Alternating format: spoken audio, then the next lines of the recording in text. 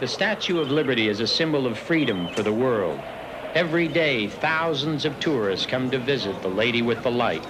This is the story of a man who takes care of her. I was about 5 years old when I first saw a picture of the Statue of Liberty, and just by looking at the picture, I knew that this was a special symbol. I didn't know it was a monument. I didn't know what a monument was, but I just loved that lady. I came here as a tourist several years ago.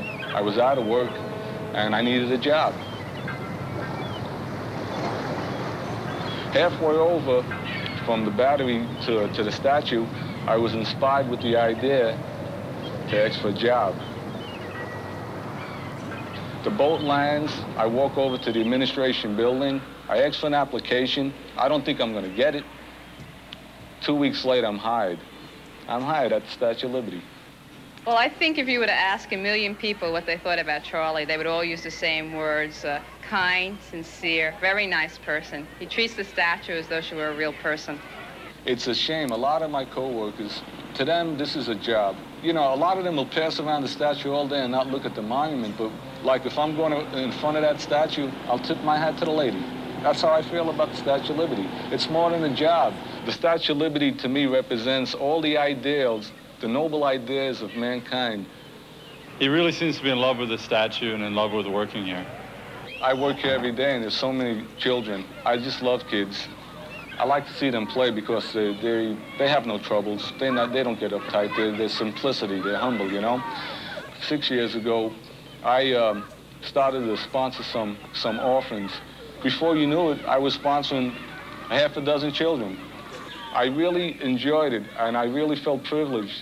And I thank God that he gave me that kind of a spirit to share my material blessings with others. Sometimes Charlie found difficulty expressing his joy with his job in just ordinary words, so he began to do it with poetry. His poetry really seems to come from the heart. I work with him on it sometimes, typing it up or correcting some mistakes he makes, and it really seems to just flow out of him. I was up in the torch one morning, and a poem came to me, and the poem was called The Lighthouse of the World. And I got these words in my head, and all of a sudden I said, flame, flame, keep it aflame. So then I started calling myself the Keeper of Flame, and I am. I really do keep the flame.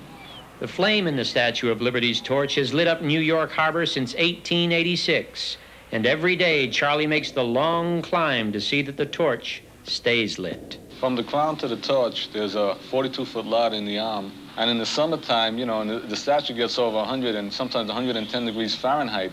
When I get to that ladder, a lot of times I got to rest a little because it's hot. But when I get 3/4 of the way up to that torch by that ladder, a gush of wind always blows down. And then I know I'm home, especially when I see that yellow and red light from the dome, the glass dome. I know I'm home. That's my chapel. I've made it.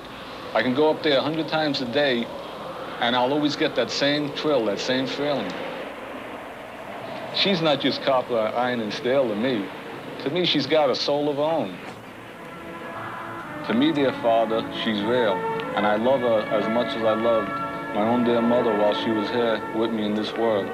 I feel for Miss Liberty and worry for her safety, and I truly know that if there be the one time when men should take up arms against their brothers, it should be for the cause of liberty.